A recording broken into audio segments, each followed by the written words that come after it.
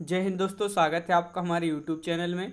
आज की वीडियो में हम लेकर आए हैं आपके लिए यहाँ पर हिंदी साहित्य के बहुत ही महत्वपूर्ण क्वेश्चन आंसर। तो वीडियो को पूरा अवश्य देखें। अगर आप चैनल पर पहली बार आए हैं तो चैनल को सब्सक्राइब कर लें, बेल आइकन दबाएं, ऑल पर क्लिक करें ताकि ऑल वीडियो की जानकारी आपके यहाँ तक पहुँचे। ज़्यादा से ज़्यादा वीडियो को शेयर करना है और वीडियो को लाइक करना ना भूलें। तो स्टार्ट करते हैं। आज का फर्स्ट क्वेश्चन है, पाल गोमरा का स्कूटर कहानी के लेखक कौन है? तो इसके लेखक आपको यहाँ पर बताना है, इस कहानी के लेखक कौन है। 4 विकल्प दे रहते हैं, आंसर बनता है अगर आपसे तो आप कमेंट में जरूर बताएं। यहाँ पर आपका जो सही आंसर है उदय प्रकाश आपका यहाँ पर सही आंसर होगा, यानी कि विकल्प नंबर सी आपका यहाँ पर सही आंसर है। क्वेश्चन नंबर आपका यहाँ पर 19 पूछा है, वॉरेन हेस्टिंग्स का सांड शीर्षक कहानी के लेखक कौन है? ये कहानी है और इसके लेखक आपको यहाँ पर बताना है, बताइए। तो स्वयं प्रकाश हैं, उदय प्रकाश, अरुण प्रकाश, या इनमें से कोई नहीं। तो आपका सही आंसर यहाँ पर होगा विकल्प नंबर सी, यानी कि उदय प्रकाश आपका यहाँ पर सही आंसर है। क्वेश्चन नंबर आपका यहाँ पर 20 पूछा है, निर्मल वर्मा की चर्चित कहानी संग्रह है परिंदे, बंजर, तलाश, या इनमें से कोई नहीं। तो निर्मल वर्मा की चर्चित कहानी संग्रह जो है परिंदे आपका यहाँ पर सही आंसर है। विकल्प नंबर ए आपका यहाँ पर सही आंसर है। ये चर्चित कहानी और इसका प्रकाशन अगर पूछा जाए तो 1960 में इसका प्रकाशन हुआ था, परिंदे कहानी का। अगला क्वेश्चन क्या पूछा गया है? तो यहाँ पर आपका अगला क्वेश्चन दिया गया है, क्वेश्चन नंबर 21। क्या दिया गया है कि फणेश्वरनाथ रेणु की कौन सी कहानी है? तो रस प्रिया है, या रसिक प्रिया है, या रस आकेटक है, या फिर प्रिया नीलकंठी। तो क्वेश्चन नंबर 21 का आपका जो सही आंसर है कि फणेश्वरनाथ रेणु की कौन सी कहानी है, तो आपका यहाँ पर सही आंसर होगा रसप्रिया। रसप्रिया यानी कि विकल्प नंबर 1 आपका यहाँ पर सही आंसर है। रसप्रिया राइट आंसर है, विकल्प नंबर ए। क्वेश्चन नंबर आपका यहाँ पर 22 पूछा गया है, तीसरी कसम फिल्म किस लेखक की कहानी पर बनाई गई है? तीसरी कसम जो फिल्म है ये किस लेखक पर बनाई गई है, ये आपको यहाँ पर बताना है। तीसरी कसम फिल्म बताना है प्रेमचंद्र, चंद्रधर शर्मा गुलेरी, फणेश्वरनाथ रेणु, या फिर जैनेन्द्र कुमार। तो आपका यहाँ पर सही आंसर है, ये बनाई गई है जिस पर फणेश्वरनाथ रेणु आपका यहाँ पर राइट आंसर है, बिल्कुल सही। ये क्वेश्चन आपके पूछे गए क्वेश्चन है पीजीटी टीजीटी की परीक्षा में। क्वेश्चन नंबर आपका यहाँ पर 23 पूछा है, कहानीकार के रूप में व्याख्यात पुरातत्ववेत्ता कौन है? बताइए। क्वेश्चन नंबर 23 है, महत्वपूर्ण है और इसका जो सही आंसर है वह क्या होगा? Right answer. कहानीकार के रूप में व्याख्यात पुरातत्ववेत्ता हैं जो, तो आपका यहाँ पर सही आंसर है वह कौन है? तो पंडित चंद्रधर शर्मा गुलेरी आपका विकल्प नंबर ए आपका यहाँ पर सही आंसर है।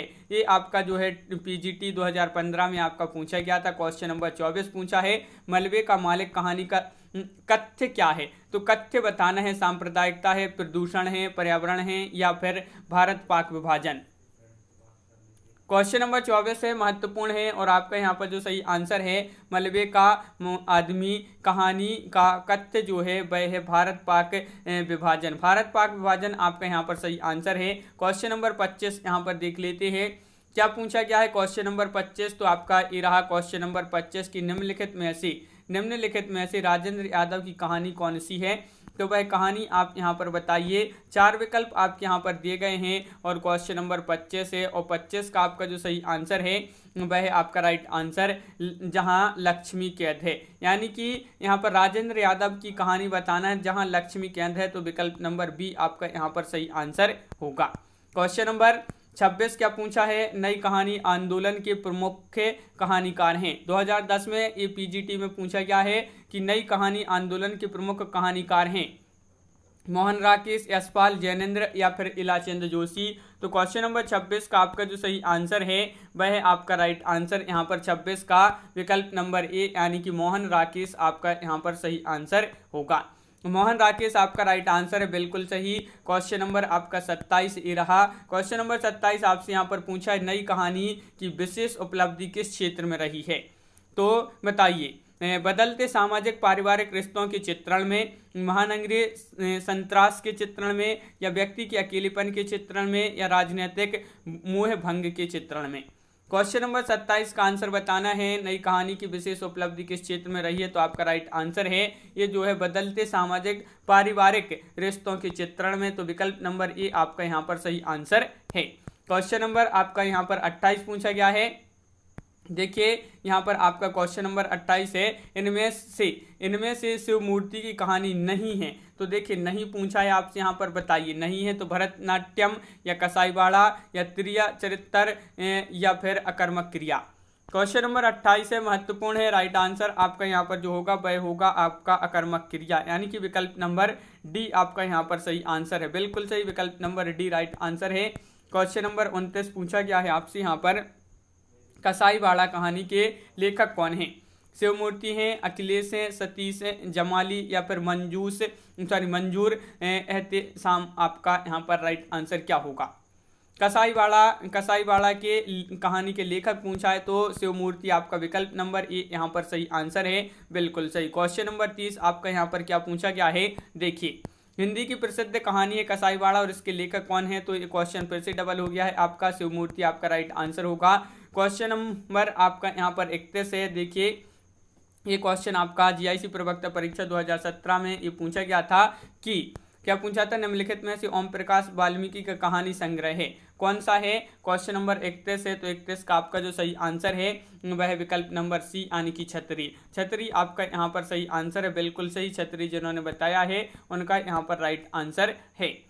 क्वेश्चन नंबर 32 आपसे यहाँ पर क्या पूछा है? 32वां क्वेश्चन है, राजा निर्वस्या कहानी के लेखक कौन है? तो यहाँ पर राजा निर्वस्या कहानी के लेखक आपसे यहाँ पर पूछा गया है, तो क्या होगा इसका सही आंसर? तो आपका राइट आंसर है 32 का आपका कमलेश्वर आपका यहाँ पर सही आंसर है, बी राइट आंसर है। बिल्कुल सही, कमलेश्वर आपका सही आंसर होगा। राजा निर्वस्या जो है ये 1957 की कहानी है और इसके लेखक कमलेश्वर हैं। क्वेश्चन नंबर आपका यहाँ पर जो अगला 33वां क्वेश्चन पूछा गया है, समानांतर कहानी के प्रवर्तक हैं मोहन राकेश, कमलेश्वर, राजेंद्र यादव, हिमांशु जोशी। तो 33 का आपका जो सही आंसर है भाई क्या है? महत्वपूर्ण क्वेश्चन पूछा गया है और आपका यहाँ पर जो सही आंसर है कि समानांतर कहानी के जो प्रवर्तक हैं कमलेश्वर हैं। कौन है? कमलेश्वर। तो विकल्प नंबर सी आपका राइट आंसर यहाँ पर होगा। क्वेश्चन नंबर 34 आपसे पूछा गया प्रेमचंद की कहानियों की जो संख्या है वह लगभग कितनी है? ये क्वेश्चन तो बहुत ही महत्वपूर्ण क्वेश्चन पूछा गया है कि प्रेमचंद जी की जो कहानियों की संख्या है वह कितनी है। पीजीटी 2015 में ये क्वेश्चन पूछा गया था दिल्ली केंद्रीय विद्यालय में। तो आपका यहाँ पर सही आंसर होगा विकल्प नंबर बी यानी कि 300 के लगभग कहानी है प्रेमचंद जी की। तो ये आपको यहाँ पर विकल्प नंबर बी जो है वह याद रखना है। अगला क्वेश्चन क्या पूछा है? तो यहाँ पर क्वेश्चन नंबर 35 पूछा है, नमक का दरोगा कहानी के लेखक हैं। क्वेश्चन नंबर 35 में आपको बताना है कौन है इस कहानी के लेखक। नमक का दरोगा कहानी के लेखक जयशंकर प्रसाद हैं, गुलाब राय हैं, प्रेमचंद्र हैं या फिर रामचंद्र शुक्ल हैं। तो 35 का आपका जो सही आंसर है विकल्प नंबर बी राइट आंसर है, यानी कि प्रेमचंद्र आपका यहाँ पर सही आंसर होगा। विकल्प नंबर आपका बी यहाँ पर सही आंसर है। क्वेश्चन नंबर आपका यहाँ पर अगला क्या पूछा गया है? तो अगला क्वेश्चन यहाँ पर दिया गया है, देख लेते हैं। आपका अगला क्वेश्चन है क्वेश्चन नंबर 36, प्रेरणा नामक कहानी रचित है। तो ये आपके लिए बताना है। तो नगेंद्र द्वारा, जयशंकर प्रसाद द्वारा, हजारी प्रसाद द्विवेदी द्वारा या प्रेमचंद जी द्वारा। तो क्वेश्चन नंबर 36 है, महत्वपूर्ण है और इसका जो सही आंसर होगा वह है विकल्प नंबर डी यानी कि प्रेमचंद्र जी द्वारा रचित है ये कहानी प्रेरणा। क्वेश्चन नंबर आपका यहाँ पर जो 37वां पूछा प्रेमचंद जी की अंतिम कहानी थी, ये आपका देखिए 2002 में पूछा गया महत्वपूर्ण क्वेश्चन है पीजीटी में। ईदगाह, ठाकुर का कुआं, कफन या बड़े घर की बेटी। तो आपका सही आंसर है कफन। ये जो है इनकी अंतिम कहानी मानी जाती है कफन। किसकी? प्रेमचंद जी की। क्वेश्चन नंबर आपका यहाँ पर 38 से कौन सी कहानी घटना प्रधान है? तो कौन सी वह कहानी है जो घटना प्रधान है? घटना प्रधान कहानी बताना है कौन सी है। तो आपका यहाँ पर सही आंसर यहाँ पर जो होगा वह विकल्प नंबर सी पंच परमेश्वर आपका यहाँ पर सही आंसर है। बिल्कुल सही, पंच परमेश्वर राइट आंसर है। झबरा जो है झबरा किस कहानी का पात्र है? क्वेश्चन नंबर आपका यहाँ पर 39 है। 39 का आंसर बताना है। झबरा किस कहानी का पात्र है? कफन, दो बैलों की कहानी या फिर पूस की रात या फिर ईदगाह है। तो 39 का आपका जो सही आंसर है वह क्या होगा बताइए। महत्वपूर्ण क्वेश्चन है और आपका पूस की रात यहाँ पर राइट आंसर होगा। पूस की रात जिन्होंने बताया है विकल्प नंबर बी उनका यहाँ पर सही आंसर है। जो है झबरा प्रेमचंद की ये कहानी है और पूस की रात का पात्र है। और इस कहानी के पात्र हल्कू है, मुन्नी, सहना, झबरा। झबरा जो है हल्कू के कुत्ते का नाम है। तो ये आपको यहाँ पर ये पात्र जो पूछे जाते हैं इस प्रकार कि ये कौन से कहानी का ये पात्र हैं। क्वेश्चन नंबर आपका यहाँ पर 40 पूछा गया है। क्या पूछा गया है यहाँ पर कि कफन कहानी में घीसू और माधव कफन के पैसों का क्या करते हैं। तो क्वेश्चन नंबर 40 है और 40 का आपका जो सही आंसर है वह आपका राइट आंसर है विकल्प नंबर डी, यानी कि उपरोक्त दोनों काम करते हैं। उपरोक्त दोनों काम करते हैं। यहाँ पर देख लेते हैं कौन कौन से, यहाँ पर देखिए विस्तृत में। कफन कहानी में घीसू और माधव कफन के पैसों से शराब, पूड़ियाँ, भुनी हुई मछलियाँ आदि खरीद कर खाते हैं। ये जो है आपका यहाँ पर सही आंसर होगा।